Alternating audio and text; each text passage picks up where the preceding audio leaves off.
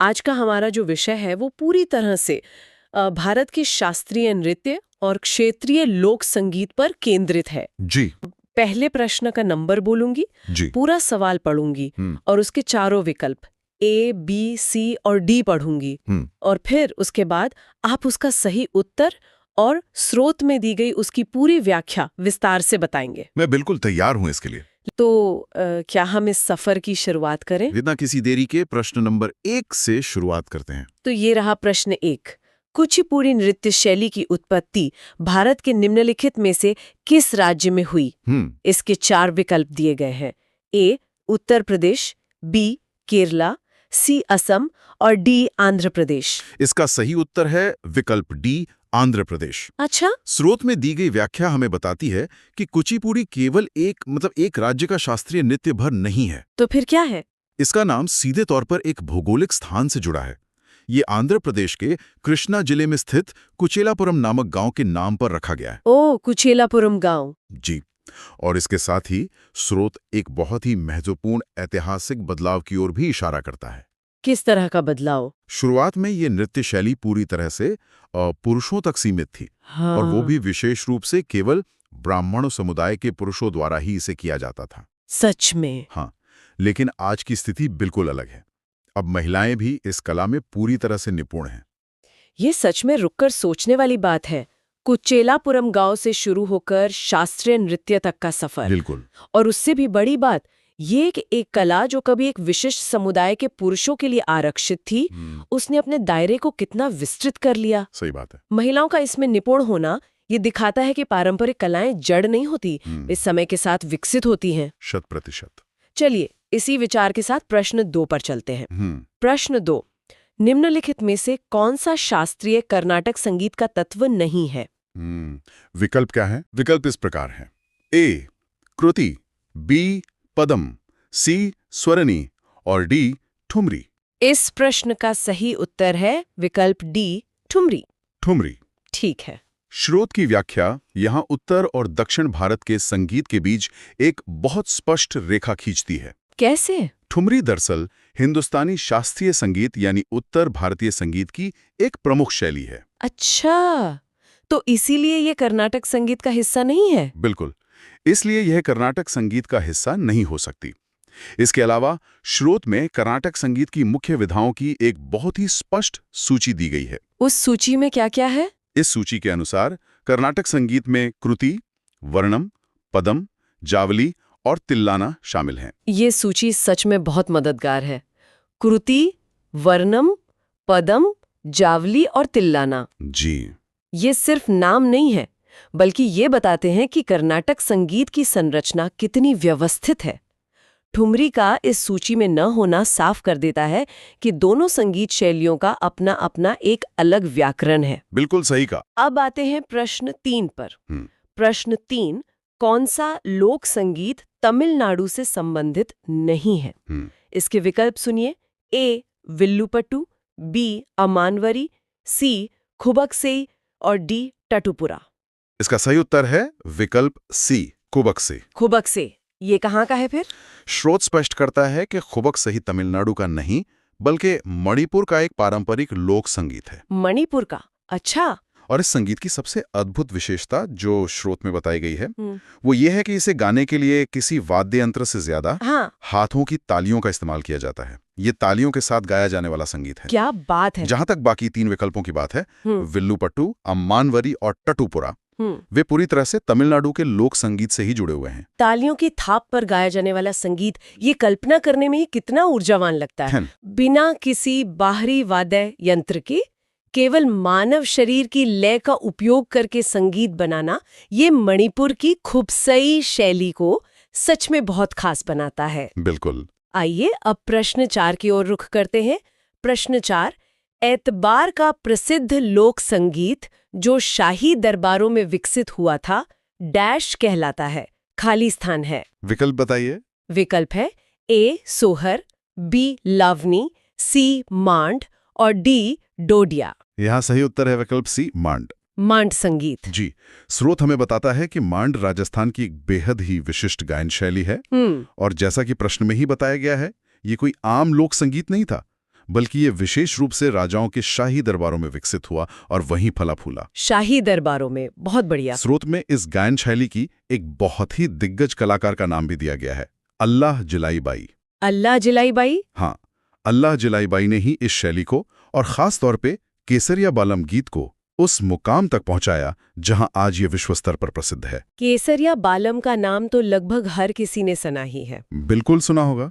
लेकिन ये जानना कि इसकी जड़ें राजस्थान के राजसी दरबारों की मांद शैली में गहराई तक धसी हुई हैं, इस गीत को सुनने का नजरिया ही बदल देता है। सही कह रही हैं। शाही दरबारों की चारदीवारी से निकलकर पूरी दुनिया में गूंजना ये अल्लाह जिलाई बाई जैसी दिग्गज कलाकारों के कौशल का ही नतीजा है। एकदम सही। चलिए प्रश्न 5 देखते हैं। प्रश्न 5, बैंग, अंग्रेजी में BAJAG लिखा है, बैंग निम्नलिखित में से किस राज्य की बैगा जनजाति का लोक संगीत है? विकल्प दिए गए हैं। A Bihar, B Madhya Pradesh, C Uttarakhand और D असम। सही उत्तर है विकल्प B मध्य प्रदेश। मध्य प्रदेश। स्रोत के अनुसार ये जो बैगा जनजाति है ये मुख्य रूप से मध्य प्रदेश राज्य में निवास करती है। और उनका संगीत कैसा है? उनके संगीत के बारे में व्याख्या ये बताती है कि ये केवल मनोरंजन का साधन नहीं है, बल्कि उनके सामाजिक ताने बाने का एक अटूट हिस्सा है। सामाजिक हिस्सा है? जी। ये संगीत विशेष रूप से उनके त्योहारों, उनके पारंपरिक अनुष्ठानों और जब भी पूरा समुदाय एक साथ इकट्ठा होता है, यानी सामुदायिक समारोहों में। बिल्कुल, सामुदायिक समारोहों में प्रस्तुत किया जाता है। ये एक बहुत ही महत्वपूर्ण बात है। लोक संगीत का असली उद्देश्य ही समुदाय को एक साथ लाना होता है। हाँ। अनुष्ठानों और त्योहारों में गाया जाने वाला ये संगीत उस जनजाति की पूरी जीवन शैली को दर्शाता है। एकदम सटीक बात कही आपने। अब आगे बढ़ते हैं प्रश्न 6 पर। प्रश्न 6, निम्नलिखित में से कौन सा कर्नाटक संगीत की एक शैली है? विकल्प। इसके विकल्प है A ध्रुपद, B थाप्पर, C चतुरंग और D स्वरजिति। इसका उत्तर है विकल्प D स्वरजति। स्वरजिति। इसके बारे में स्रोत क्या कहता है? यहाँ स्रोत में दी गई व्याख्या हमें संगीत की शिक्षा पद्धति के बारे में बहुत कुछ बताती है।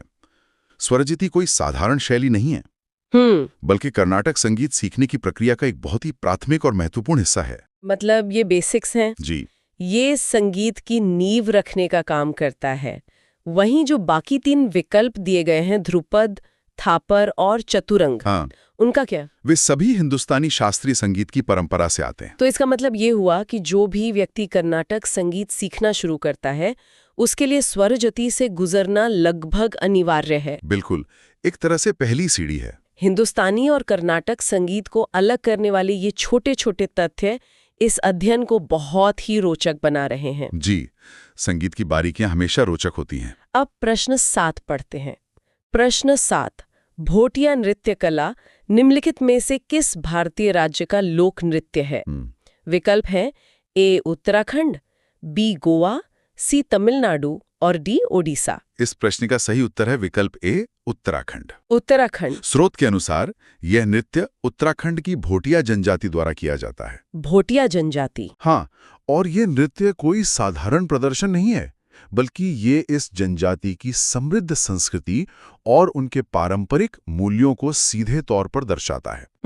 व्याख्या में एक और छोटा सा लेकिन बहुत ही महत्वपूर्ण तथ्य जोड़ा गया है। वो क्या है? वो ये कि उत्तराखंड को देवभूमि के नाम से भी जाना जाता है। देवभूमि यानी देवताओं की भूमि? बिल्कुल। और उस भूमि की संस्कृति को दर्शाने वाला भोटिया नृत्य ये स्पष्ट करता है कि लोक कलाएं अपने भौगोलिक और आध्यात्मिक परिवेश से कितनी गहराई से जुड़ी होती हैं। बहुत गहरा संबंध होता है। चलिए अब हमारे 8वें प्रश्न की ओर। प्रश्न 8, प्रसिद्ध कुवांगना यानी नृत्यांगना संयुक्ता पाणिग्रही का संबंध निम्नलिखित में से किस नृत्य शैली से है? विकल्प सुन लेते हैं। इसके विकल्प है A Bihu, B Kuchipudi, C Odissi और D लावणी। सही उत्तर है विकल्प C ओडिसी। ओडिसी? जी। स्रोत में संयुक्ता पाणिग्रही जी को ओडिसी नृत्य की एक बहुत ही दिग्गज कलाकार के रूप में वर्णित किया गया है।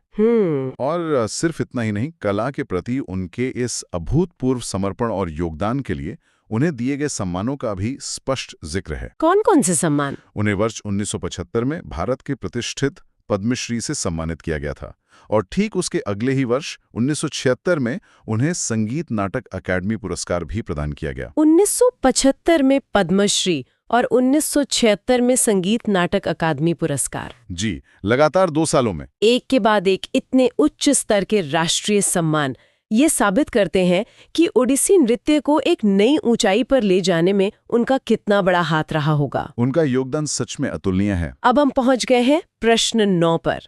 प्रश्न 9, रौफ निम्नलिखित में से किस राज्य या केंद्र शासित प्रदेश का एक लोक नृत्य है? विकल्प क्या है? विकल्प कुछ इस प्रकार है। ए, जम्मू और कश्मीर, बी, लक्षद्वीप, सी, कर्नाटक और डी, केरल। इसका सही उत्तर है विकल्प ए, जम्मू और कश्मीर। जम्मू और कश्मीर। स्रोत की व्याख्या के अनुसार रौफ वहां का सबसे प्रसिद्ध लोक नृत्य है। हाँ, क्या है वो खास बात? वो ये है कि इसे मुख्य रूप से महिलाओं द्वारा किया जाता है। सिर्फ महिलाओं द्वारा? मुख्य रूप से, हाँ। इसके अलावा इसका समय भी बहुत विशिष्ट है।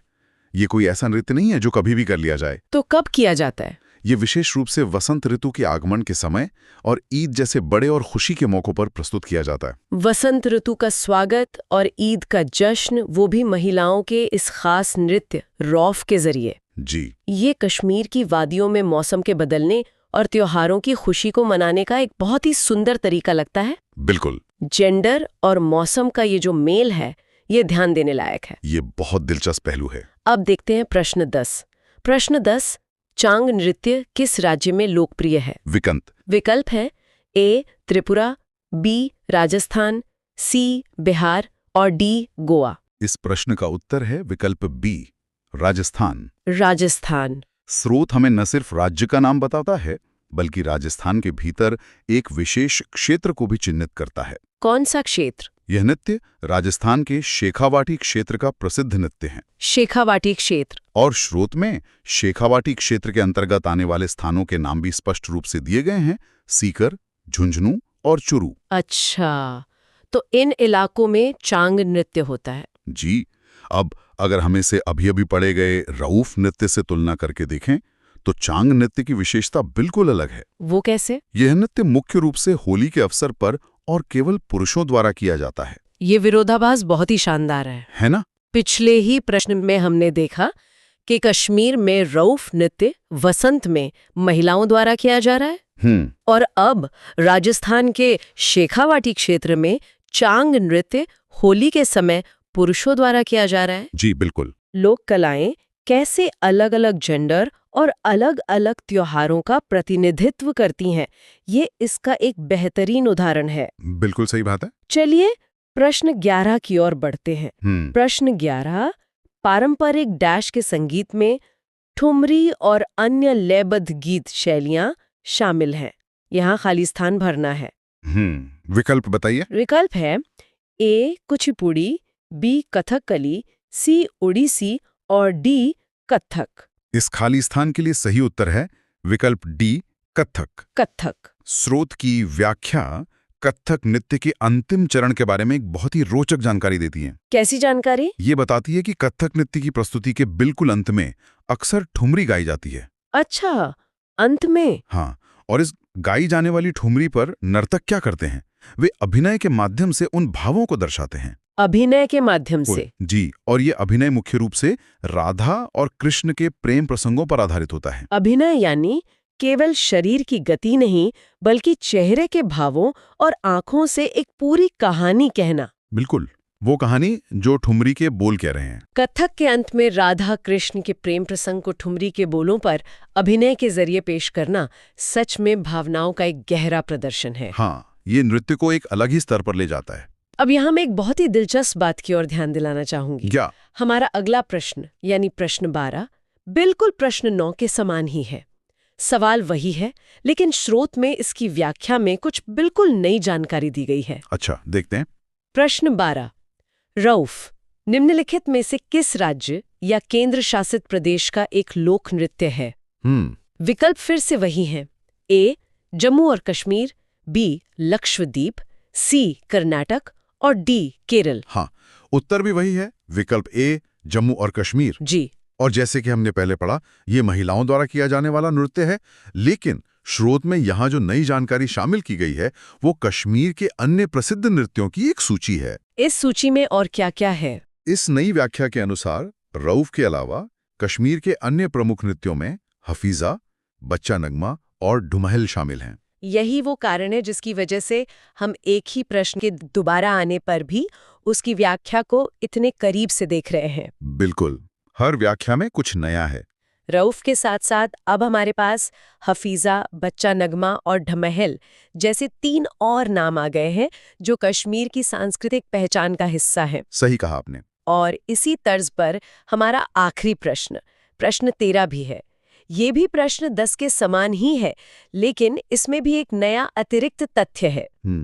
सवाल क्या है? प्रश्न 13, चांग नृत्य किस राज्य में लोकप्रिय है? विकल्प है ए त्रिपुरा, बी राजस्थान, सी बिहार और डी गोवा। इसका उत्तर फिर से विकल्प बी राजस्थान है। हम जानते हैं कि ये शेखावाटी क्षेत्र में होली पर पुरुषों द्वारा किया जाता है जी, लेकिन इस बार स्रोत ने हमें राजस्थान के कुछ अन्य बेहद प्रसिद्ध नृत्यों के नाम भी दिए हैं। कौन कौन से? ये नृत्य हैं घूमर, कालबेलिया और भवाई। घूमर, कालबेलिया और भवाई। प्रश्न संख्या 14 से। जी, शुरू करते हैं। ये सवाल शास्त्रीय कर्नाटक संगीत की बुनियादी संरचना से जुड़ा है। सवाल है, शास्त्रीय कर्नाटक संगीत में ताल को कहा जाता है। और इसके विकल्प? इसके लिए जो 4 विकल्प दिए गए हैं वो हैं अ अचल, ब पदम, सी गीत या फिर डी लया। अब अगर कोई संगीत का थोड़ा भी जानकार है ना तो ये सभी शब्द उसे सुने हुए लगेंगे। हाँ, शब्द तो सभी संगीत से जुड़े हैं, लेकिन इसका जो एकदम जो सटीक उत्तर है वो है अंतिम विकल्प, मतलब विकल्प डी। हाँ, डी लया। आइए इसको थोड़ा विस्तार से समझते हैं। दी गई व्याख्या के अनुसार लय का सीधा सा अर्थ संगीत की गति से होता है, स्पीड से। बिल्कुल, ये वो धड़कन है जिस पर पूरा संगीत टिका होता है। और अगर हम विशेष रूप से कर्नाटका संगीत की बात करें ना, तो इसमें मुख्य रूप से 7 लया होती हैं। अच्छा, 7 होती हैं? हाँ, और इन 7 मुख्य लयों को एक विशेष नाम दिया गया है। इन्हें सुलादी सप्तताल कहा जाता है। सुलादी सप्तकाल। ये बहुत ही दिलचस्प है कि संगीत की गति को लाया कहा जाता है और कर्नाटक संगीत जैसी समृद्ध परंपरा में इसे इतनी बारीकी से बांटा गया है। संगीत में जो ये गणित और व्यवस्था है वो सच में अद्भुत है। चलिए संगीत की इस गति से अब नृत्य की गति की ओर बढ़ते हैं। अगला सवाल है प्रश्न संख्या 15। पढ़ाइए। प्रश्न है, जगोई और चोलोम भारतीय शास्त्रीय नृत्य की 2 मुख्य शैलियां हैं और इसके विकल्प हैं ए मणिपुरी, बी कथकली, सी कथक और डी भरतनाट्यम। जगोई और चोलोम। शब्द सुनकर तो ऐसा लगता है जैसे ये पूर्वोत्तर भारत से जुड़े हों। आपका अनुमान बिल्कुल सही दिशा में है। इसका सही उत्तर है पहला विकल्प, विकल्प ए मणिपुरी। जी हाँ, मणिपुरी। यहाँ जो व्याख्या दी गई है वो एक ही नृत्य शैली के भीतर मौजूद 2 बिल्कुल अलग भावनाओं को बहुत खूबसूरती से दर्शाती है। वो कैसे? ग्रेसफुल और सौम्य होता है। और चोलोम? वहीं दूसरी ओर चोलम का अर्थ उत्साहपूर्ण या तांडव गति से है, जिसमें बहुत ऊर्जा होती है। ये तो बहुत कमाल की बात है। सोचने वाली बात है कि कैसे एक ही नृत्य परंपरा में कोमलता और प्रचंड ऊर्जा दोनों का इतना अद्भुत संगम देखने को मिलता है। हाँ, जगोई की शांति और चोलम का उत्साह मिलकर मणिपुरी को पूरा करते हैं। बहुत खूब। आइए अब वापस कर्नाटक संगीत की ओर लौटते हैं। प्रश्न संख्या 16 पर। जी, प्रश्न संख्या 16 है, कर्नाटक शास्त्रीय संगीत में निम्नलिखित में से कौन सी शैली राग को सबसे सरल रूप में प्रस्तुत करती है? इसके विकल्प क्या दिए गए हैं? इसके लिए विकल्प है अ कीर्तनम, ब वर्णम, सी गीतम और डी पल्लवी। नाम से तो मुझे गीतम सबसे सरल और जाना पहचाना लग रहा है। और आपका अंदाजा एक बार फिर से बिल्कुल सही है। इसका सही उत्तर है विकल्प सी गीतम। सही कहा मैंने? हाँ, स्रोत सामग्री की व्याख्या ये स्पष्ट करती है कि गीतम संगीत की सबसे सरल रचना होती है। तो ये शुरुआती लोगों के लिए होती होगी। बिल्कुल। इसका व्यावहारिक उपयोग यही है कि कर्नाटक शास्त्रीय संगीत सीखने वाले जो शुरुआती छात्र होते हैं उनको सबसे पहले यही सिखाया जाता है। अच्छा। किसी भी जटिल राग या शैली को समझने से पहले छात्रों को इस सबसे सरल रूप के माध्यम से संगीत की बुनियाद समझाई जाती है। ये बिल्कुल वैसा ही है जैसे कोई बड़ी इमारत बनाने से पहले एक बहुत ही मजबूत और सरल नींव रखी जाती है। एकदम सही उदाहरण दिया आपने। जो श्रोता संगीत सीखना शुरू करने के बारे में सोच रहे हैं उन्हें ये तथ्य जरूर याद रहेगा। चलिए अब शास्त्रीय कलाओं से थोड़ा बाहर निकलकर लोक संस्कृति की तरफ चलते हैं। हाँ, लोक कलाओं का अपना अलग ही रंग होता है। तो प्रश्न संख्या 17, गुग्गा नृत्य मुख्य रूप से किस राज्य में किया जाता है? इसके जो विकल्प हमारे सामने हैं वो हैं ए उत्तर प्रदेश, बी जम्मू और कश्मीर, सी हरियाणा और डी पुडुचेरी। गुग्गा नृत्य? गुग्गा नाम सुनकर किसी खास क्षेत्रीय मान्यता की याद आती है। हाँ, इसका सही उत्तर है विकल्प सी हरियाणा। हरियाणा जी, और इस नृत्य के पीछे की जो व्याख्या है ना, वो हमें वहाँ की लोक आस्था से जोड़ती है। ये नृत्य मुख्य रूप से गुग्गा पीर के भक्तों द्वारा किया जाता है। ओ, गुग्गा पीर। हाँ, यानी ये सिर्फ एक शारीरिक गतिविधि नहीं है, बल्कि भक्ति का एक रूप है। भक्ति और नृत्य का संगम। बिल्कुल। और क्योंकि यहाँ हरियाणा के लोक नृत्यों की बात उठी है, तो स्रोत सामग्री में राज्य के कुछ अन्य प्रमुख नृत्यों का भी उल्लेख किया गया है। वो कौन से हैं? उन्हें भी याद रखना चाहिए, जैसे फाग, सांग और धमाल। भगड़ा, सांग, धमाल और गुग्गा, इन नामों से ही हरियाणा की मिट्टी की खुशबू और वहाँ की संस्कृति की ऊर्जा का एहसास होता है। सही बात है। ये स्पष्ट है कि लोक नृत्य वहाँ के जनजीवन का कितना अहम हिस्सा है। इसी राज्य से जुड़ा हमारा अगला सवाल भी है। अच्छा, आइए देखते हैं प्रश्न संख्या 18। रागिनी किस राज्य की प्रसिद्ध लोक संगीत शैली है? और इसके विकल्प? इसके विकल्प हैं ए उत्तर प्रदेश, बी हरियाणा, सी मध्य प्रदेश और डी बिहार। अभी हमने हरियाणा की बात की, तो क्या ये भी वहीं से है? बिल्कुल। इसका भी सही उत्तर विकल्प बी हरियाणा ही है। क्या बात है। लेकिन रागिनी के बारे में जो व्याख्या दी गई है, वो इसे सिर्फ एक संगीत शैली से कहीं ऊपर ले जाती है। वो कैसे? रागिनी असल में हरियाणा की संस्कृति की एक बहुत बड़ी पहचान है। इस लोक संगीत शैली के विषय बहुत गहरे होते हैं। किस तरह के विषय? इनमें मुख्य रूप से प्रेम, वीरता और सामाजिक संदेश शामिल होते हैं। ये समाज से संवाद करने का एक बहुत ही प्रभावी तरीका रहा है पुराने समय से। यानी रागिनी पुराने समय का एक तरह का मास कम्युनिकेशन या जनसंचार का माध्यम है, जिसमें प्रेम की कहानियों से लेकर समाज को सुधारने वाले संदेश तक सब कुछ पिरोया गया है। हाँ, ये वाकई बहुत शक्तिशाली माध्यम है। चलिए अब देश के एक दूसरे हिस्से की ओर रुख करते हैं। प्रश्न संख्या 19। जी। इनमें से कौन सा संगीत या नृत्य नागालैंड से संबंधित नहीं है? ओह, ये एक नकारात्मक सवाल है। हाँ, जिसमें हमें अलग विकल्प छांटना है। विकल्प हैं अ ज़ीलियांग, ब जीतो, स तेंगुलियू और द होलियू। इस तरह के सवाल अक्सर थोड़ा उलझा देते हैं। हाँ, ऐसे प्रश्नों में बहुत सटीकता की जरूरत होती है, क्योंकि नाम काफी मिलते जुलते लगते हैं। इसका सही उत्तर है विकल्प बी जीतो। हाँ, गीतो। यहाँ पर हमारी स्रोत सामग्री में दी गई तस्वीर और जानकारी के अनुसार एक बहुत ही महत्वपूर्ण सुधार और व्याख्या स्पष्ट की गई है। वो क्या है? गीतो जो है वो असम या पूर्वोत्तर के किसी अन्य क्षेत्र का हो सकता है, लेकिन बाकी जो 3 विकल्प दिए गए हैं, ज़िलियांग, तेंगुलियू और होलियू, बिल्कुल, ये तीनों पूरी तरह से नागालैंड से ही संबंधित है। पूर्वोत्तर भारत की संस्कृतियों में कितनी बारीक विविधता है, ये सवाल इसका एक बेहतरीन उदाहरण है। सही कहा। थोड़ी सी भी चूक आपको नागालैंड से असम पहुंचा सकती है। अब पहाड़ों की ओर चलते हैं। प्रश्न संख्या 20। लागोरकोन किस राज्य का लोक नृत्य है? विकल्प क्या है इसके? इसके लिए विकल्प दिए गए हैं ए हरियाणा, बी उत्तराखंड, सी गुजरात और डी उत्तर प्रदेश। अब मैंने पहाड़ों की बात की है, तो क्या ये उत्तराखंड हो सकता है? आपका इशारा एकदम सही जगह पर है। इसका सही उत्तर विकल्प बी उत्तराखंड ही है। हाँ, मुझे नाम से थोड़ा अंदाजा लगा। इस नृत्य की व्याख्या हमें उत्तराखंड के एक विशिष्ट क्षेत्र में ले जाती है।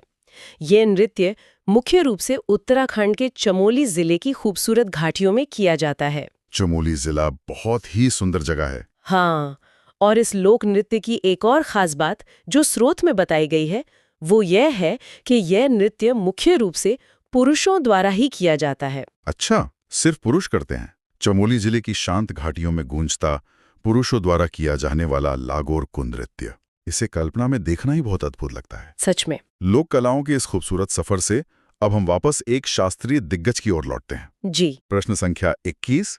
सोनल मानसिंह निम्नलिखित में से किस शास्त्रीय नृत्य से संबंधित हैं? ये तो बहुत ही बड़ा नाम है। हाँ, विकल्प हैं ए भरतनाट्यम, बी कथक, सी ओडिसी या डी मोहिनीअट्टम। भारतीय शास्त्रीय नृत्य में ये बहुत ही आदरणीय नाम है। बिल्कुल। इसका जो मुख्य सही उत्तर दिया गया है वो है विकल्प सी ओडिसी। ओडिसी। हालांकि व्याख्या में ये भी स्पष्ट रूप से जोड़ा गया है कि सोनल मानसिंह भरतनाट्यम से भी गहराई से जुड़ी हुई है, यानी दोनों नृत्य शैलियों में। हाँ, इनकी उपलब्धियों के बारे में जो जानकारी यहाँ दी गई है वो किसी के लिए भी बहुत प्रेरणादायक हो सकती है। उन्हें कई सम्मान मिले ना? जी, उन्हें साल 1992 में पद्म भूषण और 2003 में पद्म विभूषण से सम्मानित किया गया था। वाह! और सबसे खास और याद रखने लायक तथ्य ये है कि वो सबसे कम उम्र में पद्म विभूषण पाने वाली कलाकार है। सबसे कम उम्र में देश का इतना बड़ा नागरिक सम्मान पाना, यह इस बात का प्रमाण है कि उन्होंने ओडिसी और भारतनाट्यम दोनों के लिए अपना पूरा जीवन किस स्तर के समर्पण के साथ जिया होगा। इसमें कोई शक नहीं। चलिए अब प्रश्न संख्या 22 का रुख करते हैं। हाँ। प्रश्न है, चूफाट नृत्य निम्नलिखित में से किस राज्य से संबंधित है? विकल्प है ए उत्तराखंड, बी हरियाणा, सी पश्चिम बंगाल या डी सिक्किम। चूफाट। चूफाट? हाँ। नाम भी किसी पर्वतीय क्षेत्र की झलक दे रहा है। सही पहचाना। इसका उत्तर है विकल्प डी सिक्किम। सिक्किम। ये नृत्य बहुत ही विशेष है क्योंकि इसका संबंध सीधे तौर पर प्रकृति की वंदना से है। अच्छा। हाँ, स्रोत सामग्री के अनुसार ये नृत्य सिक्किम के लेप्चा समुदाय द्वारा किया जाता है। लेप्चा समुदाय। और इसके पीछे का मुख्य उद्देश्य है कंचनजंगा पर्वत की पूजा करना। कंचनजंगा पर्वत की पूजा? बिल्कुल। एक पूरे समुदाय का एक विशाल पर्वत को अपना आराध्य मानना और उसके लिए नृत्य करना प्रकृति और संस्कृति के गहरे जुड़ाव को दिखाता है। ये सच में किसी कविता जैसा लगता है। कंचनजुंगा जैसी विशाल और राजसी चोटी को एक देवता के रूप में देखना और लेप्चा समुदाय द्वारा नृत्य के जरिए उसकी पूजा करना, ये कला का सबसे शुद्ध रूप है। सही कहा। इसी तरह की एक और गहराई लिए हुए है हमारा अगला सवाल। आइए देखते हैं प्रश्न संख्या 30। जी, प्रश्न संख्या 30। केरला का इतलांकरी नृत्य किस जनजाति द्वारा किया जाता है? और विकल्प? विकल्प दिए गए हैं अ नायकान, बी कुरुम्बा, सी इरूलर या डी आर्डियन। ये सवाल किसी विशेष राज्य के भीतर भी एक खास समुदाय पर केंद्रित है। हाँ, इसका सही उत्तर है विकल्प सी इरूलर। इरूलर। व्याख्या में बताया गया है कि एतलांकरी असल में केरला की इरूलर जनजाति का एक बेहद पारंपरिक आदिवासी नृत्य है। और ये केरला में कहाँ किया जाता है? अगर हम इसके भौगोलिक प्रभाव की बात करें तो ये मुख्य रूप से केरला के पलक्कड़ जिले में बहुत प्रसिद्ध है। पलक्कड़ जिले में? ये दिखाता है कि कैसे एक छोटे से जिले की एक विशेष जनजाति अपनी अनूठी कला को आज भी सहेजे हुए है। केरला का पलक्कड़ जिला और वहां की इरूलर जनजाति का एतलंकारी नृत्य। इन लोक कलाओं की जड़ें अपनी जमीन से कितनी गहराई से जुड़ी होती हैं। बिल्कुल। जड़ और जमीन की बात हो रही है तो आइए प्रश्न संख्या 24 की तरफ बढ़ते हैं। बढ़िए। पंथी नृत्य निम्नलिखित में से किस राज्य का प्रसिद्ध लोक नृत्य है? इसके विकल्प हैं अ छत्तीसगढ़, ब बिहार, सी मध्य प्रदेश या डी झारखंड। इस प्रश्न का सही उत्तर है विकल्प ए छत्तीसगढ़। छत्तीसगढ़ का पंथी नृत्य। जी, पंथी नृत्य की जो व्याख्या दी गई है ना, वो इसे एक बहुत ही पवित्र अवसर से जोड़ती है। कैसा अवसर? ये मुख्य रूप से सतनामी समुदाय का नृत्य है और इसे साल के किसी भी आम दिन नहीं बल्कि एक विशेष अवसर पर किया जाता है। और वो अवसर कौन सा है? वो अवसर है गुरु घासीदास की जयंती। ये नृत्य उनके प्रति श्रद्धा और उनके संदेशों को याद करने का एक तरीका है। गुरु घासीदास की जयंती के अवसर पर सतनामी समुदाय द्वारा किया जाने वाला पंथी नृत्य। हाँ। इससे ये साफ होता है कि हमारे लोक नृत्य अक्सर हमारे इतिहास और हमारे संतों को याद रखने का एक जीवंत अभिलेखागार रहे हैं। एकदम सही शब्द चुने आपने। अब हम पहुंच गए हैं अपने सफर के अंतिम पड़ाव के करीब, प्रश्न संख्या 25 पर। जी। मटकी नृत्य किस राज्य का प्रसिद्ध लोक नृत्य है? इसके विकल्प हैं अ मध्य प्रदेश, ब पंजाब, सी महाराष्ट्र या ड गुजरात। मटकी शब्द से ऐसा लगता है जैसे इसमें मटकों का कुछ इस्तेमाल होता होगा। आपका अंदाजा एकदम 100% सही है। इसका उत्तर है विकल्प ए मध्य प्रदेश। मध्य प्रदेश। व्याख्या में इसे मध्य प्रदेश के मालवा क्षेत्र का एक बहुत ही अनूठा नृत्य बताया गया है। मालवा क्षेत्र। और इसमें सच में मटकों का इस्तेमाल होता है? हाँ, जैसा आपने अनुमान लगाया। इस नृत्य की सबसे बड़ी खासियत इसका गजब का संतुलन है।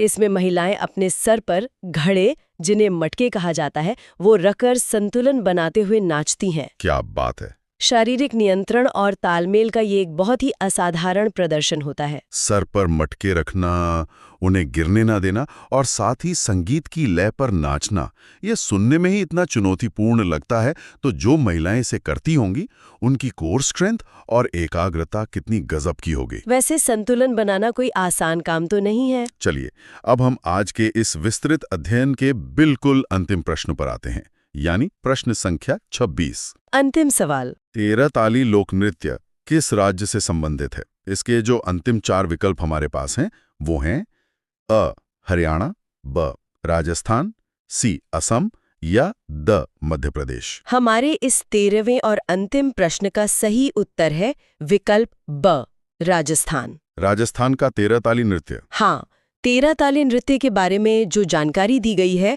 वो इसे तकनीकी रूप से बहुत ही जटिल बनाती है। जटिल कैसे? यह प्रदर्शन मुख्य रूप से कामड़ जनजाति के महिलाओं द्वारा किया जाता है।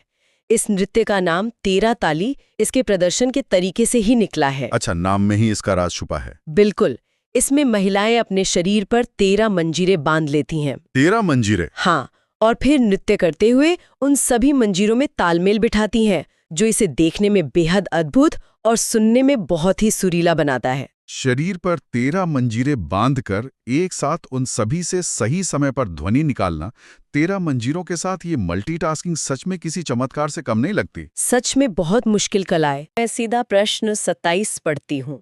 प्रश्न 27, इंदिरा पीपी बोरा को किस नृत्य शैली में उनके योगदान के लिए 2020 में पद्मश्री मिला? ऑप्शन है ए कथक, बी कुचिपुड़ी, सी सत्रिया या डी भरतनाट्यम। इसका सही उत्तर है ऑप्शन सी सत्रिया। और इसकी व्याख्या क्या दी गई है? स्रोत में व्याख्या यह है कि इंदिरा पीपी बोरा असम के शास्त्रीय नृत्य सत्रिया की प्रमुख गुरु हैं। ये बहुत दिलचस्प है कि असम की ये विशिष्ट कला और उनकी गुरु को 2020 में पद्मश्री जैसा बड़ा सम्मान मिला। हाँ, एक गुरु की भूमिका बहुत अहम होती है। चलिए अगले प्रश्न पर आते हैं। जी, प्रश्न 28, पद्म विभूषण 2022 प्राप्त करने वाली प्रभा अत्रे किस घराने से संबंधित हैं? ऑप्शंस है ए मेवाती, बी आगरा, सी किराना या डी पटियाला। इसका उत्तर है सी किराना।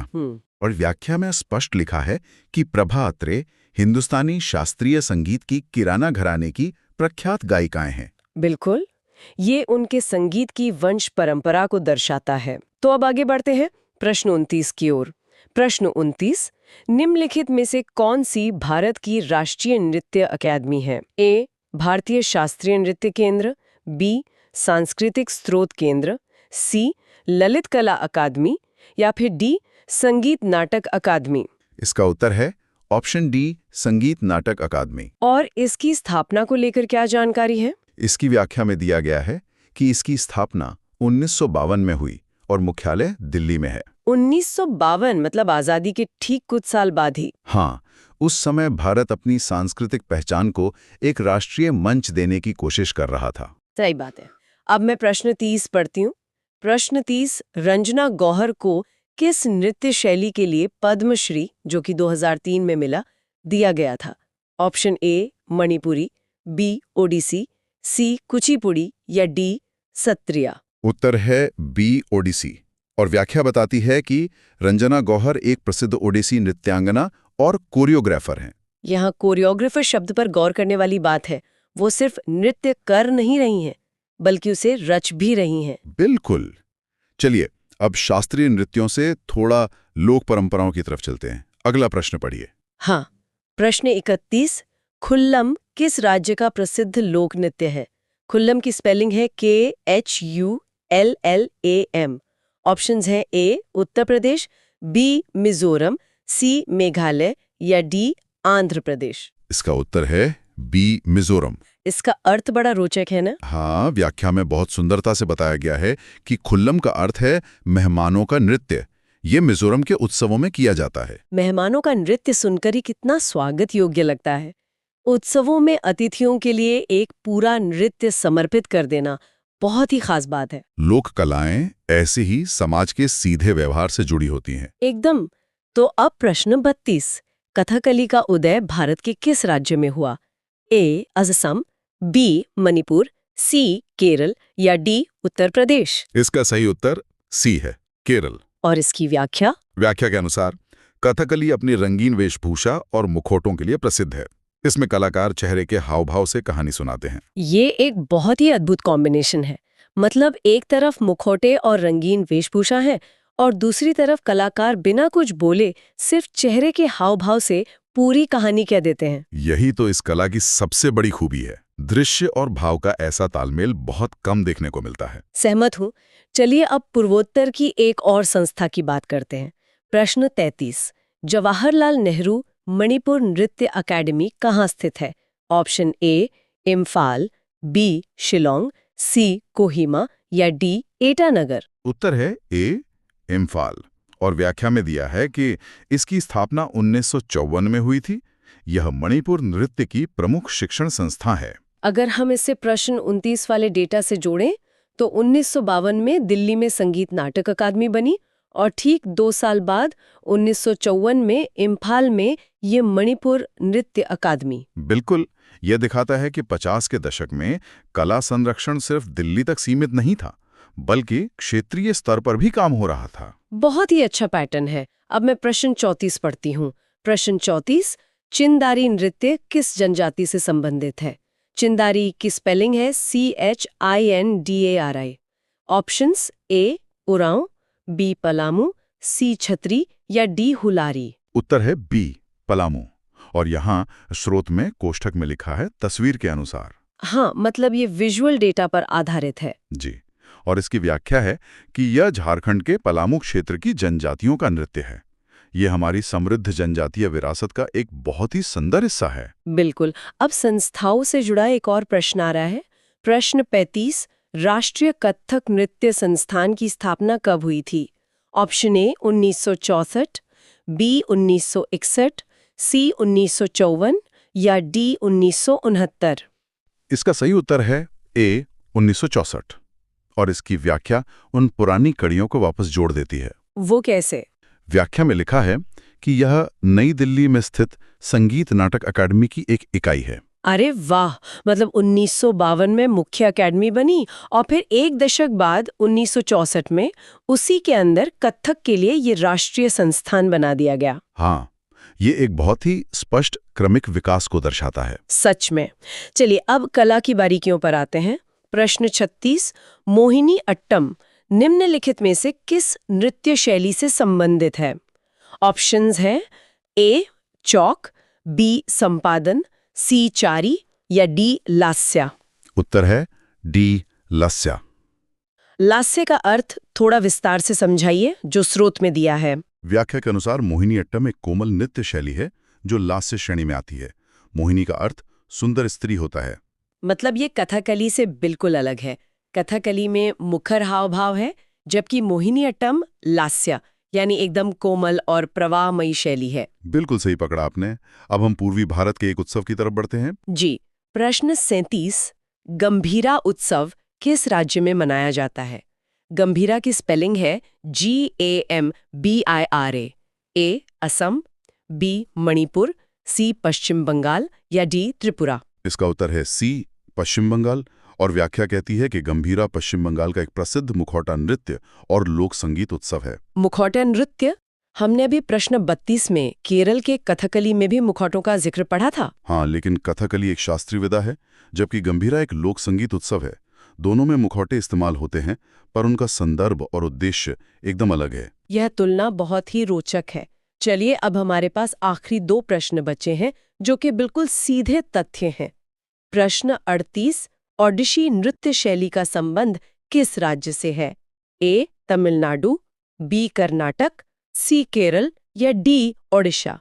ये तो नाम से ही स्पष्ट है। इसका उत्तर है डी ओडिशा। एकदम सीधा तथ्य।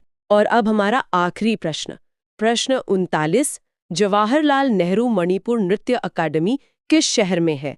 ए इम्फाल, बी गुवाहाटी, सी कोहिमा या डी अगरतला? इसका उत्तर है ए इम्फाल। लेकिन एक मिनट, हमने ये सेम जानकारी प्रश्न 33 में भी तो देखी थी। हाँ बिल्कुल। स्रोत सामग्री में इस प्रश्न का दोबारा आना कोई इत्तेफाक नहीं है। यह दिखाता है कि परीक्षा या सीखने के नजरिए से यह तथ्य बहुत महत्वपूर्ण है कि यह एकेडमी इम्फाल में है और 1954 में बनी थी। सही कहा। प्रश्न 40, कौन सा नृत्य राधा और कृष्ण की प्रेम कथाओं पर आधारित है? इसके विकल्प हैं ए मणिपुरी, बी कथकली, सी कथक या डी भरतनाट्यम। इसका एकदम सटीक उत्तर है विकल्प ए मणिपुरी। मणिपुरी। हाँ, देखिए इसमें सबसे खास बात यह है कि मणिपुरी नृत्य की आत्मा ही मुख्य रूप से इन राधा कृष्ण की प्रेम कथाओं में बसती है। मतलब ये पूरा का पूरा शास्त्रीय नृत्य इस प्रेम कहानी पर केंद्रित है। बिल्कुल। ये बहुत ही दिलचस्प है। चलिए तुरंत अगले प्रश्न पर बढ़ते हैं। हाँ, अगला सवाल भी इसी से जुड़ा लग रहा है। हाँ, प्रश्न 41, गुरु बिपिन सिंह किस शास्त्रीय नृत्य के प्रतिपादक थे? इसके ऑप्शंस क्या क्या हैं? विकल्प है ए मणिपुरी, बी कुचिपुड़ी, सी कथक, डी ओडिसी। तो इसका उत्तर भी ए मणिपुरी ही है। हाँ, और यहाँ सोर्स में एक बहुत महत्वपूर्ण व्याख्या दी गई है। क्या कहती है व्याख्या? इसमें लिखा है कि उन्हें मणिपुरी नृत्य का जनक माना जाता है और उन्हें कालिदास सम्मान भी मिला था। अरे वाह, ये बहुत ही वजनदार बात है। मतलब किसी भी कला विधा का जनक कहलाना अपने आप में एक बहुत बड़ी बात होती है। वही तो, मणिपुरी परंपरा तो बहुत पुरानी है, राधा कृष्ण की गाथाओं से जुड़ी है। बिल्कुल, पर जब हम गुरु बिपिन सिंह को इसका जनक कहते हैं तो इसका अर्थ ये निकलता है कि इस कला को एक व्यवस्थित शास्त्रीय रूप देने में उनका योगदान सबसे बड़ा रहा होगा। एकदम सही कहा। और कालिदास सम्मान, जो कि कला के क्षेत्र का एक बेहद प्रतिष्ठित पुरस्कार है, उन्हें मिलना इस बात को साबित करता है। हाँ, इससे ये समझ आता है कि उनका समर्पित जीवन मणिपुरी नृत्य की पहचान बन गया। चलिए अब हम थोड़ा आगे बढ़ते हैं। भारत के पूर्वोत्तर हिस्से में ही रहते हुए असम की ओर चलते हैं। ठीक है। प्रश्न 42 पढ़ता हूँ। असम के मठों से विकसित नृत्य कौन सा है? मठों से विकसित? हाँ, विकल्प हैं ए भरतनाट्यम, बी सत्रिया, सी मोहिनीअट्टम, डी कुचिपुड़ी। इसका मैं एकदम स्पष्ट उत्तर देना चाहूंगी। इसका उत्तर है बी सत्रिया। सत्रिया। और यहाँ भी सोर्स में एक कमाल की व्याख्या है। हाँ, वो व्याख्या बहुत जरूरी है इस नृत्य को समझने के लिए। इसमें लिखा है कि इसकी शुरुआत महापुरुष शंकर देव ने की थी और ये 500 साल पुराना वैष्णव नृत्य है। इस पर थोड़ा गौर कीजिए। ये कोई साधारण नृत्य नहीं है। ये मठों के भीतर विकसित हुआ है, जिसे वहां सत्रा कहा जाता है। अच्छा, इसीलिए इसका नाम सत्रिया पड़ा होगा। बिल्कुल, और सोर्स ये साफ कहता है कि ये 500 साल पुराना वैष्णव नृत्य है जिसे महापुरुष शंकर देव ने शुरू किया। हाँ, ये नृत्य केवल मनोरंजन नहीं बल्कि महतठाओं की एक ऐतिहासिक और आध्यात्मिक धरोहर है। ये सचमुच सोचने वाली बात है कि कैसे मैथोटाओं ने कला को संजोया है। चलिए अब अपनी इस यात्रा में दिशा बदलते हैं और उड़ीसा तथा केरल की तरफ चलते हैं। चलिए। प्रश्न 43, शैलम परंजापे किस नृत्य शैली से संबंधित हैं? विकल्प हैं अ कुचिपुड़ी, बी ओडिसी, सी कथक, डी भरतनाट्यम। इसका सटीक उत्तर है बी ओडिसी। ठीक है, इसमें डायरेक्ट इन्फॉर्मेशन है तो मैं बिना रुके अगले प्रश्न पर जाता हूं। बिल्कुल, पॉइंट टू पॉइंट। प्रश्न 44, थुल्लल नृत्य की उत्पत्ति किस राज्य में हुई? थुल्लल? हाँ, विकल्प हैं केरल, बी गुजरात, सी मणिपुर, डी उत्तराखंड। इसका उत्तर है ए केरल। केरल को थुल्लल नृत्य की जन्मस्थली माना जाता है। और यहाँ व्याख्या में लिखा है कि कुंचन नंब्यार ने इस नृत्य शैली का विकास किया था। हाँ, और अगर हम इस पैटर्न को देखें तो ये दूसरी बार है जब सोर्स किसी कला को उसके विकासकर्ता के साथ जोड़ रहा है। वही मैं भी सोच रहा था, जैसे पहले मणिपुरी और गुरु बिपिन सिंह थे। बिल्कुल, और अब केरल का थुल्लल नृत्य और कुंचन नंब्यार, ये नाम जरूरी हैं। सही बात है। चलिए अब वापस मणिपुरी नृत्य की तरफ लौटते हैं। अच्छा, उसके और भी प्रश्न हैं? हाँ, और ये प्रश्न वापस उसी महान विभूति की ओर ले जाता है। प्रश्न 45, पढ़िए। गुरु बिपिन सिंह ने महिलाओं के लिए कौन सा नृत्य विद्यालय खोला? विकल्प हैं अ गोविंदजी नर्तनालय, बी मणिपुर नृत्य केंद्र, सी कला क्षेत्र, डी नर्तक विद्यालय। इसका सटीक उत्तर है ए गोविंदजी नर्तनालय। गोविंदजी नर्तनालय। हाँ, जैसा प्रश्न 41 में हमने बात की थी कि उन्हें मणिपुरी का जनक माना जाता है, और ये प्रश्न बताता है कि उन्होंने महिलाओं को इस कला से जोड़ने के लिए इस विद्यालय की स्थापना की। ये उनका एक संस्थागत योगदान था। बिल्कुल। उन्होंने कला को केवल अपने तक सीमित नहीं रखा, बल्कि आगे की पीढ़ियों और खासकर महिलाओं के लिए सुलभ बनाया। बहुत खूब। अब इसी नृत्य के एक तकनीकी पहलू पर सवाल है। प्रश्न 46। मणिपुरी शास्त्रीय नृत्य के संचय पहलू को क्या कहा जाता है? ऑप्शंस क्या हैं? ए मर्दाना, बी छोलोम, सी रास, डी पांग। इसका सही जवाब है बी, छोलोम। छोलोम। सोर्स में संचय पहलू लिखा है। संचय का मतलब तो इकट्ठा करना या एकत्र करना होता है। हाँ, और तकनीकी तौर पर मणिपुरी नृत्य में इसी संचय करने या एक साथ प्रस्तुत करने की जो विधा है उसे छोलोम कहा जाता है। समझ गया। तो हमने मणिपुरी नृत्य को तो लगभग पूरा कवर कर लिया। बिल्कुल। अब आगे के प्रश्न देखते हैं। हाँ, अब संगीत और नृत्य के संगम पर एक सवाल है। प्रश्न 47। ठुमरी संगीत की किस मुख्य शैली से संबंधित है? विकल्प हैं ए भरतनाट्यम, बी ओडिसी, सी कथाकली या डी कथक। इसका उत्तर है डी, कथक। तो ठुमरी संगीत का सीधा संबंध कथक से है। हाँ, ठुमरी संगीत की धुनों और उसमें छिपे भावों को कथक नर्तक अपने हाव भाव के जरिए जीवंत करते हैं। संगीत और नृत्य का एक सुंदर मिलन। अब हम आते हैं लोक और जनजातीय नृत्यों पर। प्रश्न 48। चलिए शास्त्रीय से अब लोक नृत्यों की तरफ। संथाल जनजाति द्वारा कौन सा नृत्य किया जाता है? विकल्प हैं ए घूमर, बी झिझिया, सी झिका दसाई, डी कुंडापल्ली। इसका सटीक उत्तर है सी, झिका दसाई। झिका दसाई। हाँ, ये विशेष नृत्य भारत की प्रमुख संथाल जनजाति द्वारा किया जाता है और ऐसी कलाएं उनकी सामाजिक पहचान का हिस्सा होती हैं। एकदम। अगला प्रश्न भी कुछ ऐसा ही है। प्रश्न 49। पढ़िए। इलक्के किस राज्य का लोक नृत्य है? विकल्प हैं अ ओडिशा, बी केरल, सी कर्नाटक, डी पंजाब। इसका सही उत्तर है अ ओडिशा। ओडिशा।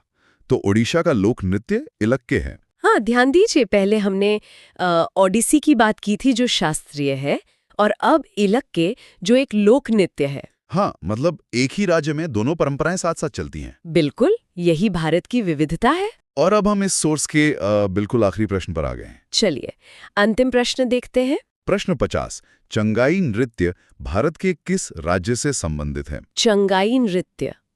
ऑप्शंस क्या दिए हैं? विकल्प हैं अ मध्य प्रदेश, बी झारखंड, सी महाराष्ट्र या डी नागालैंड। इस अंतिम प्रश्न का उत्तर है डी, नागालैंड। नागालैंड।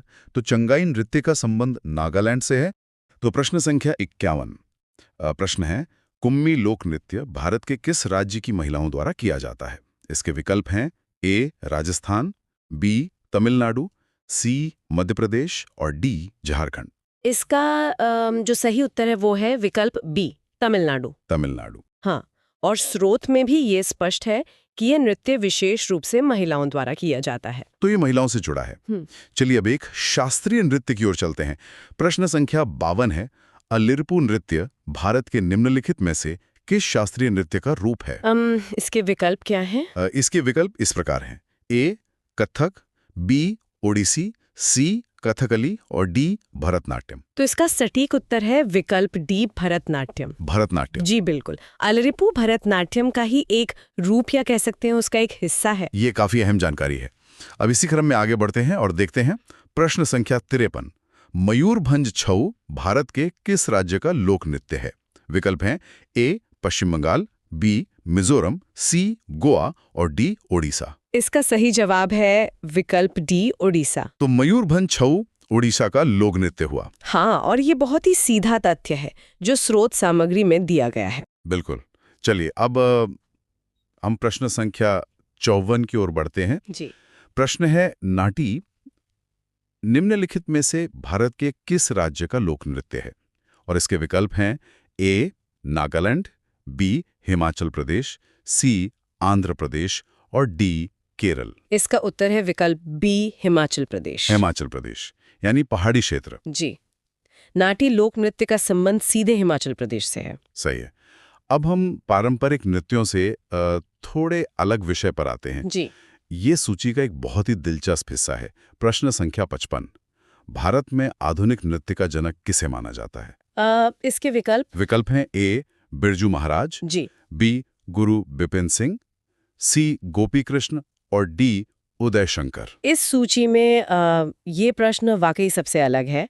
इसका सही उत्तर है विकल्प डी उदय शंकर। उदय शंकर जी। हाँ, और यहाँ थोड़ी सराहना तो बनती है कि कैसे इस पूरी लोक और शास्त्रीय सूची के बीच उदय शंकर जी का नाम आधुनिक नृत्य के जनक के रूप में एक अलग ही पहचान रखता है। बिल्कुल, ये कला के विकास को भी दर्शाता है।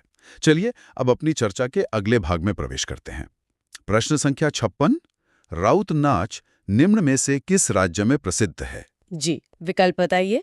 विकल्प हैं ए पंजाब, बी असम, सी छत्तीसगढ़ और डी गुजरात। इस प्रश्न का सही उत्तर है विकल्प सी छत्तीसगढ़। तो राउत नाच छत्तीसगढ़ से जुड़ा है। हाँ, एकदम सटीक। अब हमारी सूची में एक ऐसा प्रश्न आ रहा है जो हमें भारत की सीमाओं से थोड़ा बाहर ले जाता है। अच्छा, वो कैसे? प्रश्न संख्या 57 देखिए। प्रश्न है जोंगपा लेग्जो, या जिसे अंग्रेजी में जोनपा लेग्जो कहते हैं, एक स्वागत नृत्य है। यहाँ खाली स्थान भरना है।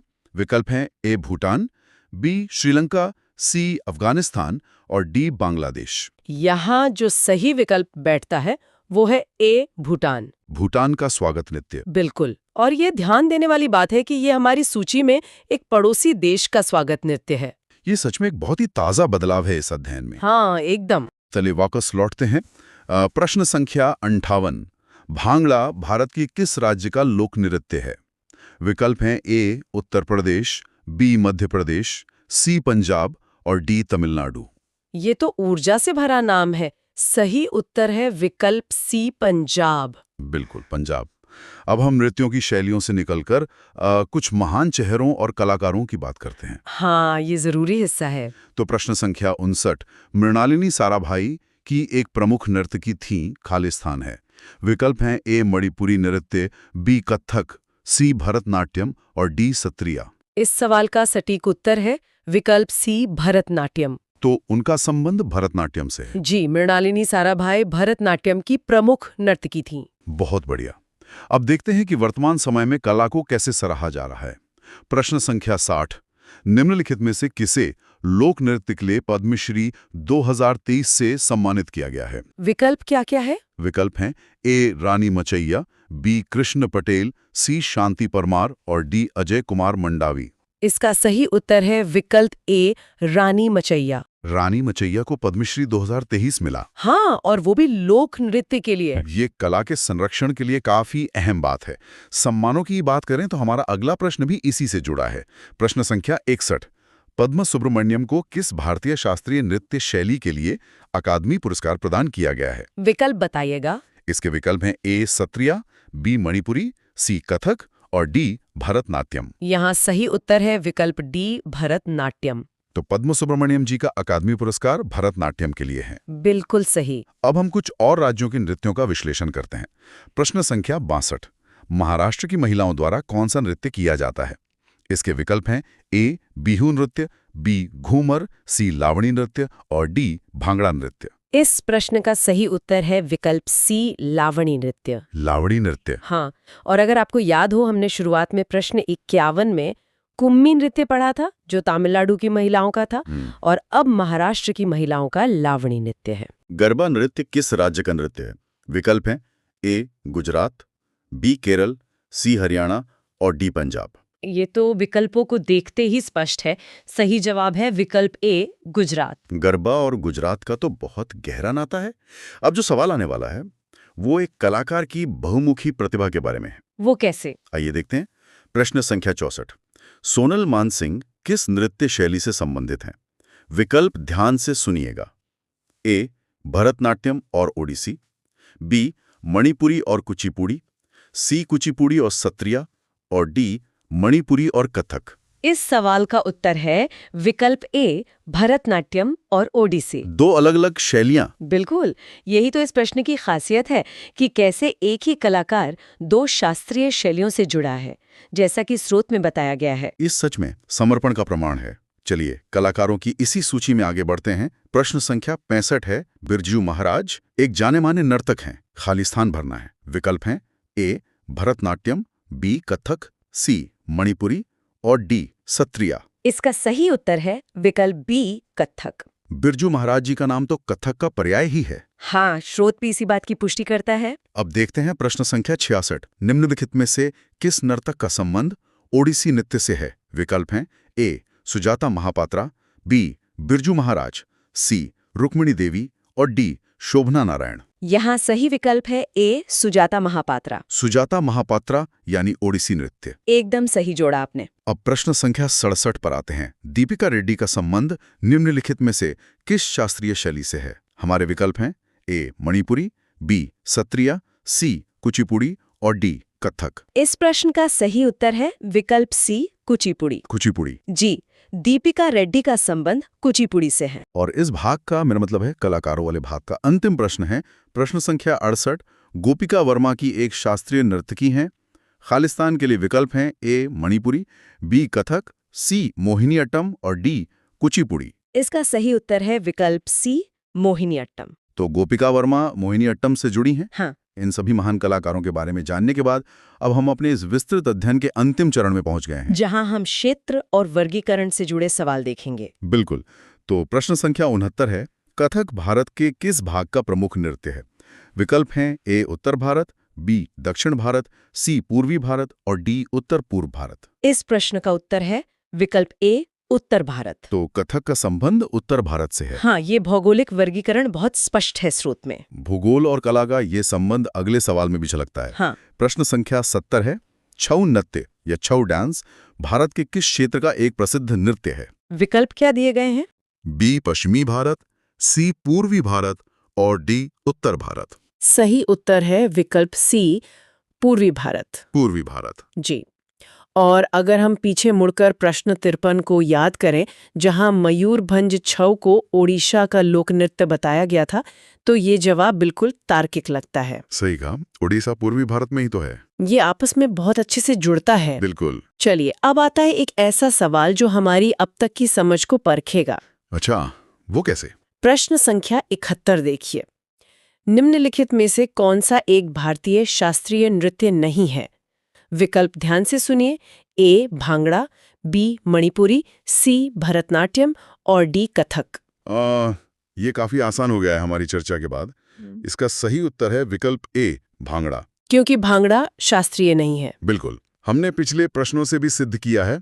प्रश्न 58 में हमने पढ़ा था कि भांगड़ा पंजाब का लोक नृत्य है, शास्त्रीय नहीं। बाकी तीनों शास्त्रीय की श्रेणी में आते हैं। एकदम सही। पुरानी जानकारी को नए सवाल से जोड़ने का ये तरीका बेहतरीन है। चलिए आगे बढ़ते हैं। प्रश्न संख्या 72 पर, लोक नृत्य तरंग मेल निम्नलिखित में से किस राज्य से संबंधित है? विकल्प हैं ए गोवा, बी मध्य प्रदेश, सी तमिलनाडु और डी केरल। इस प्रश्न का सही जवाब है विकल्प ए गोवा। तो तरंग मेल का संबंध गोवा से है। जी बिल्कुल, गोवा। राज्यों की इस यात्रा में अब हम फिर से पूर्वी क्षेत्र की ओर चलते हैं। प्रश्न संख्या 73, निम्नलिखित में से कौन सा ओडिशा का एक प्रसिद्ध लोक नृत्य है? विकल्प हैं ए बिरहा, बी झूमर, सी कालबेलिया और डी दलखाई। यहाँ सही उत्तर है विकल्प डी दलखाई। तो दलखाई ओडिशा का लोक नृत्य है। हाँ, उड़ीसा का प्रसिद्ध लोक नृत्य दलखाई है। एकदम स्पष्ट। अब प्रश्न संख्या 74 है, संगराई या संग्राय भारत के किस राज्य का एक लोक नृत्य है? विकल्प हैं ए बिहार, बी त्रिपुरा, सी कर्नाटक और डी गोवा। इस सवाल का सही उत्तर है विकल्प बी त्रिपुरा। तो संग्राही का संबंध त्रिपुरा से है। जी, त्रिपुरा का लोक नृत्य। चलिए अब हम अपनी इस गहन चर्चा के अंतिम 2 प्रश्नों पर पहुंच गए हैं जो मान्यता और सम्मान से जुड़े हैं। हाँ, ये बहुत महत्वपूर्ण हिस्से हैं। प्रश्न संख्या 75, सिद्धि गोमाई को मैं उनके योगदान के लिए पद्मश्री मिला। खालिस्तान है। विकल्प हैं ए मणिपुरी नृत्य, बी भरतनाट्यम, सी कथक नृत्य और डी सत्रिया नृत्य। इस महत्वपूर्ण प्रश्न का सही उत्तर है विकल्प डी सत्रिया नृत्य। तो सिद्धि गोमाई जी को सत्रिया नृत्य के लिए पद्मश्री से सम्मानित किया गया था। जी, स्रोत में यही तथ्य दिया गया है। और अब आज की हमारी सूची का बिल्कुल अंतिम प्रश्न। प्रश्न संख्या 76 है, सत्रिया को मैं संगीत नाटक अकादमी द्वारा शास्त्रीय नृत्य के रूप में मान्यता दी गई। यहाँ वर्ष बताना है। विकल्प क्या है? विकल्प हैं ए 2005, बी 2010, सी 2020 और डी 2000। इस अंतिम प्रश्न का सही उत्तर है विकल्प डी 2000। यानी साल 2000 में मान्यता मिली। हाँ, 2000 में संगीत नाटक अकादमी द्वारा आधिकारिक तौर पर सत्रिया को भारतीय शास्त्रीय नृत्य माना गया। प्रश्न संख्या 77, गीतांजलि राय को पद्मश्री वर्ष 2008 में किस क्षेत्र के लिए दिया गया? विकल्प हैं ए कथक, बी मणिपुरी, सी भरतनाट्यम और डी ओडिसी। इसका सही उत्तर है ए कथक। गीतांजलि राय जी का नाम कथक के क्षेत्र में बहुत बड़ा है। उन्होंने कथक की मूल आत्मा को संरक्षित रखा और वैश्विक मंचों पर इसे एक समकालीन पहचान दी। ये बताता है कि परंपराओं को जिंदा रखने के लिए जीवन भर का समर्पण चाहिए होता है। चलिए प्रश्न 78। मोहिनीअट्टम नृत्य किस महिला द्वारा प्रस्तुत किया जाता है? ए केवल महिलाएं, बी केवल पुरुष, सी पुरुष और महिलाएं दोनों, या डी बच्चे? उत्तर है ए केवल महिलाएं। नाम में ही मोहिनी है तो। हाँ बिल्कुल। इस नृत्य में लास्य यानी स्त्रीत्व की कोमलता और भाव भंगिमाओं की प्रधानता होती है, इसीलिए यह विशेष रूप से महिलाओं के लिए संरक्षित है। बहुत खूब। प्रश्न 79।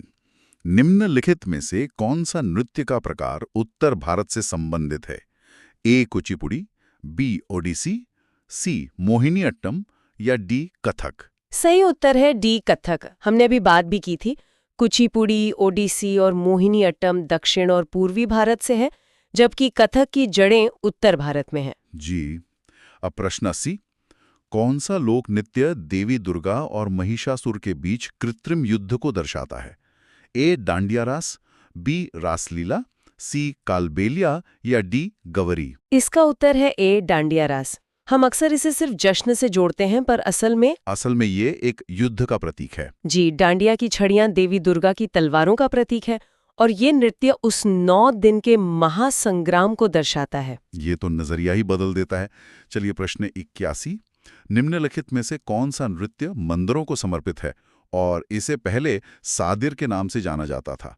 ए भरतनाट्यम, बी कथकली, सी कथक या डी मणिपुरी? है ए भरतनाट्यम। सादिर के रूप में ये नृत्य मुख्य रूप से देवदासियों द्वारा दक्षिण भारत के मंदिरों में किया जाता था, जिसे बाद में भरतनाट्यम के रूप में पुनर्जीवित किया गया। कमाल का इतिहास है। आगे बढ़ते हैं। प्रश्न 82। निम्नलिखित में से कौन सा लोक नृत्य मिजोरम राज्य से संबंधित नहीं है? ध्यान दें, नहीं है पूछा गया है। ए खुल्लम, बी चलम, सी सरलामकाई या डी मुंडारी? इसका उत्तर है डी मुंडारी, क्योंकि मुंडारी मुंडा जनजाति का नृत्य है जो कि झारखंड से जुड़ा है। और बाकी तीनों मिजोरम से हैं। बिल्कुल।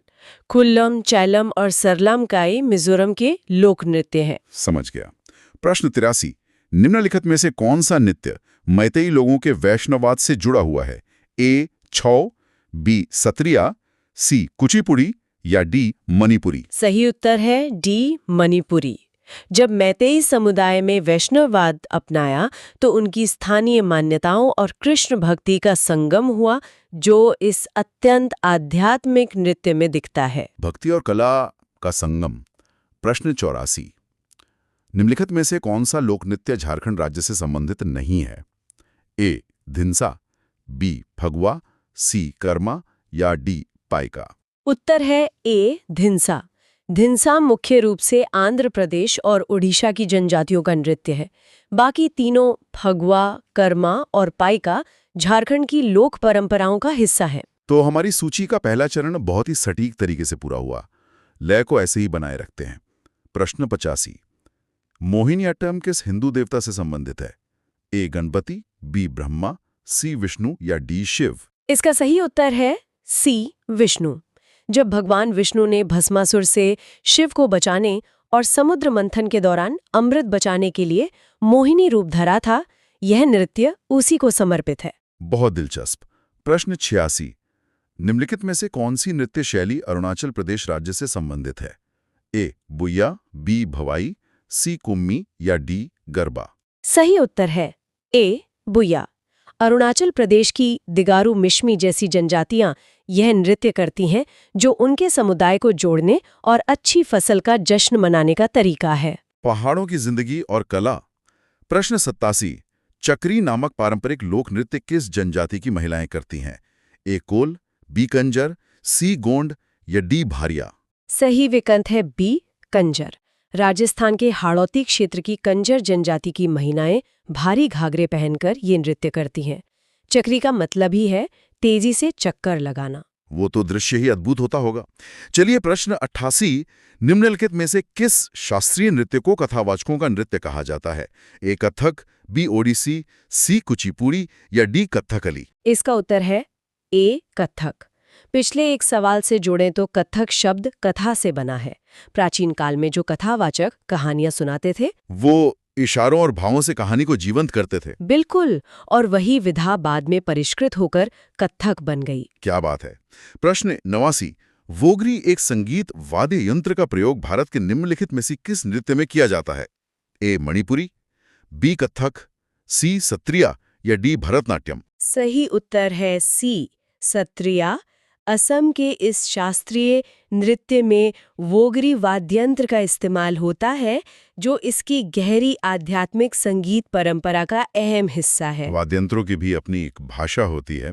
प्रश्न 90, नूपा नृत्य किस भारतीय राज्य से संबंधित है? ए कर्नाटक, बी मणिपुर, सी झारखंड या डी तमिलनाडु? इसका उत्तर है बी मणिपुर।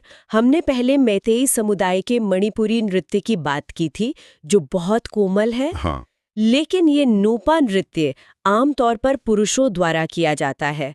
वे मंजीरे बजाते हुए बहुत ऊर्जावान तरीके से नाचते हैं। एक ही राज्य में इतनी विविधता। अब प्रश्न 91, निम्नलिखित में से कौन सी नृत्य शैली उन महिलाओं की व्यथा को दर्शाती है जिनके पति घर से दूर चले जाते हैं? ए मटकी, बी बिरहा, सी अलकाप या डी पाइका? उत्तर है बी बिरहा। यह नृत्य ये याद दिलाता है कि कला हमेशा जश्न नहीं होती। जब उत्तर प्रदेश और बिहार के इलाकों में पुरुष काम के लिए दूर जाते थे, तो पीछे रह गई महिलाओं के अकेलेपन और दुख को प्रकट करने का ये एक मार्मिक माध्यम था। विरह और दुख को भी कला में ढाल दिया। ये सोचने वाली बात है। बिल्कुल। प्रश्न 92, महिलाओं द्वारा सिर पर जलते हुए दियों के साथ कौन सा नृत्य किया जाता है? ए चर्य नृत्य, बी गौर नृत्य, सी गिद्दा या डी टिप्पणी? सही विकल्प है ए चर्य नृत्य।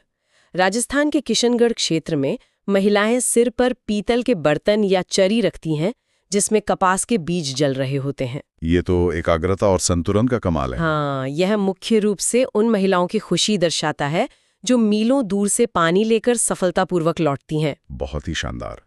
चलिए प्रश्न 93, ब्लैंक एक ऐसा नृत्य है जो भाषण नृत्य और शुद्ध नृत्य को जोड़ता है।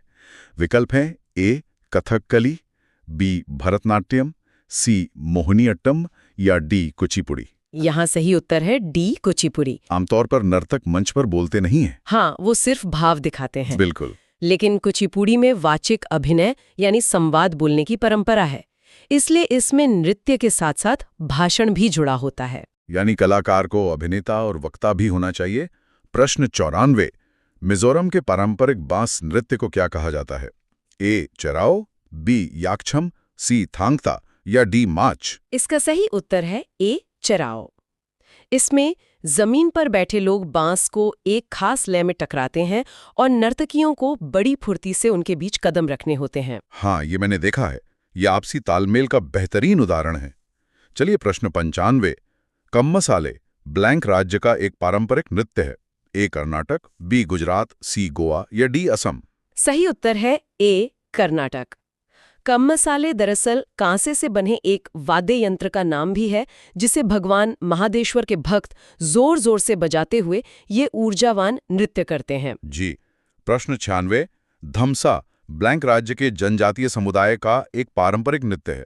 ए छत्तीसगढ़, बी ओडिशा, सी त्रिपुरा या डी असम? उत्तर है बी ओडिशा। ये ओडिशा की जनजातीय विविधता का प्रतीक है, जहां लोग एक मानव श्रृंखला बनाकर 7 कदम मिलाते हैं, जो सामूहिकता को दर्शाता है। एकदम सटीक। प्रश्न 97, आलूयट्टू ब्लैंक राज्य का एक लोक नृत्य है। ए केरल, बी हरियाणा, सी नागालैंड या डी गोवा? सही उत्तर है सी नागालैंड। कोन्याक जनजाति जैसे कबीलों का ये नृत्य वहां की कठिन जीवन शैली और योद्धाओं जैसी ऊर्जा को बहुत ही खूबसूरती से प्रस्तुत करता है। अब प्रश्न 98, लोक नृत्य भांड पाथेर निम्नलिखित में से किस राज्य की नृत्य शैली है? ए हरियाणा, बी सिक्किम, सी गोवा या डी कश्मीर? इसका सटीक उत्तर है डी कश्मीर। भांड का मतलब है कलाकार और पाथेर मतलब नाटक।